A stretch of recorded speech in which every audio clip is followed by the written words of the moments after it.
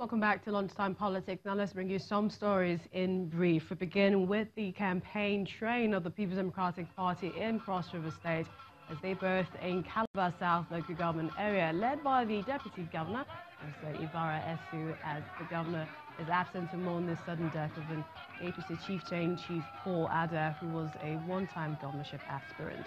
Accompanied by PDP political stalwarts in the state, party supporters from Calabar South were assured by the governor's representative of maintaining the development drive in the state. The APC campaign in Akwa Ibom State continued as the people of Nsida, Tayabak and STN Udim had their turn to listen to what the All Progressives Congress has to offer as the party continued its campaign across the 31 local government areas of the state. The Vice President, Professor Yemi Osinbajo, who made a special appearance, assured that if voted into power, the APC-led federal government would work with the state government to transform agriculture in order to create more employment opportunities. The campaign team moved. And the governorship candidate of the Allied People's Movement, APM, in Ogun State, Adekunle Akinade, has taken his ward-to-ward campaign to Abeokuta South, where he spent 2 days canvassing for votes. Mr. Akinade says he will form a more useful team to work with if elected governor of the state. Well, the ruling All Progressives Congress, APC, believes that it is the party to beat in the forthcoming elections based on the party's performance in the last 3.5 years. The APC's national chairman, Mr. Adams Oshiomhole, told Channels Television that the Buhari government has largely lived up to the expectations of Nigerians and some of the promises it made in 2015. Boko Haram started under PDP, precisely under President Olusegun Obasanjo. It heartened under President Jonathan. The argument is to what extent has this government dealt with Boko Haram? It started under PDP. But for your information, as a former member of the National Council of States, when I was governor of Edo State, President Jonathan did tell us, tell the service chief president, and they confirmed one after the other, that he has lost 28 local governments to Boko Haram. Pussy flagged the 28 local governments, and therefore requested that election be postponed, because it is impossible to conduct election in 28 local governments. That is not the situation today, Shehu. As a result of a new commander-in-chief, we still have security problems. Don't let me sound as if I'm justifying the level of insecurity. No, it is work in progress. So would you still stand on the fact that this government has technically defeated Boko Haram? I believe that there is still a lot to be done to completely eliminate Boko Haram. And I also believe a lot of progress has been made by this government in curtailing the power of Boko Haram. Those who are going to vote for us, they are not going to do so because they think that the problem has been solved. They see honest intention by a president that cares. Nobody will compare Buhari to Atiku. Those who knows Atiku, who know what it stands for. This is the only time that PDP will be going to an election without being in control of the armed forces and the police. So they will have to win every vote. And if you know what is going on in some PDP states where they have state governors, the way in which they try to misuse the police, it tells you that they are panicking. Atiku is not a threat to the AP, to the No. It's the best thing that has happened in this election. Really? The day PDP selected him, we were happy. Well, for more on that interview, watch the one-on-one with the APC National Chairman, Comrade Adams Oshiomhole, today at 4:30 p.m. on Channels Television. The office of the Independent National Electoral Commission, INEC, in Omenkai, Sialangwa, South Local Government Area of Abia State, has gone down in flames. Several uncollected permanent voter cards are seen destroyed in the rubble of the razed office.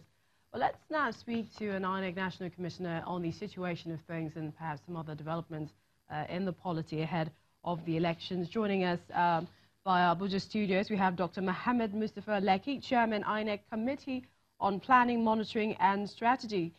Thank you for joining us in Lunchtime Politics. Let's get straight into it. What do you make of the recent vandalism of INEC officers, PVCs. I mean, Abia State. There are also reports coming in from Imo State.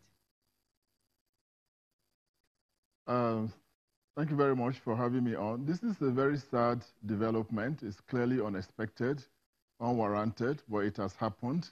And INEC, as a very responsible and responsive agency, will rise to the challenge. I want to say that everybody that is able to collect his PVC will have opportunity to vote. Our biggest challenge really going to this election is the collection of PVCs. Now that this one of our local government areas in Abia State has been attacked by hoodlums and burnt, and some of our PVCs are affected, we are in a position to quickly reprint those PVC and make them available for collection. I don't want people to doubt the resilience of INEC to be able to live up to its responsibility. We can quickly reconstitute this. We have the list of all PVC owners that have been printed, local government by local government, all the way to the PU level. So we can easily get this permission from the affected local government and reconstitute and print them even early enough so that they're available for those who need to collect them. It's also interesting to note that it's also interesting to note that this has also happened in Abia in 2015 as well. This same issue, as mentioned by a political stalwart there. But what are you hearing from security agencies? With the security agency, we have this interagency conceived committee on security on elections. We have them across at the national level as well as at the state level, even at the local government level. They are putting their heads together right now, working with the resident electoral commissioner and the EOs and other officials to see what they can do about it. We're also beefing up our security. They are going to do that across the country. This is a signpost of things that we never expected, and we need to rise up to it. So the security people are already on the matter. Like I said, as far as INEC is concerned, our primary responsibility is not only to secure the safety of our staff and materials for the election. We can quickly organize ourselves to make those PVC reprinted and available for the owners to collect for the election. Let's quickly ask you, how much, or rather, what are you hearing? Politicians extracting voter identification numbers, VIN numbers from voters for the elections? I mean, our politicians are very ingenious in ways that we don't expect them to show their ingenuity, unfortunately. But this case of people going around door to door, extracting VIN numbers from PVCs, from potential, it's a laughable matter. It really shows the depth of the unseriousness of some of our politicians. The point is that the INEC has printed the voter register and given it to every political party in the country. All 91 of them. They all have the e-copies of the voter register, names, VIN numbers, up to the polling unit level. So why are they going out to just chase people with money to collect their VIN number when the CD that contains all this data is already with them? They can just sit down in their office, plug this in their computer, and mine it and do whatever they want to do with it. I don't understand it. You are paying people for something that's already with you. It must be that during election, there's just too much money around that they want to use to chase every cause, whether the cause is worth it or not. So I would advise that people should not sell their VIN numbers. I mean, the VIN numbers are already in the data set that have been given to every political party. So you have to ask them, what do they want to do with them when it is already with them? Maybe there's just too much money in circulation. They want to spend the money and give it to voters one way or the other. But actually, it's a laughable matter. It doesn't make any sense at all.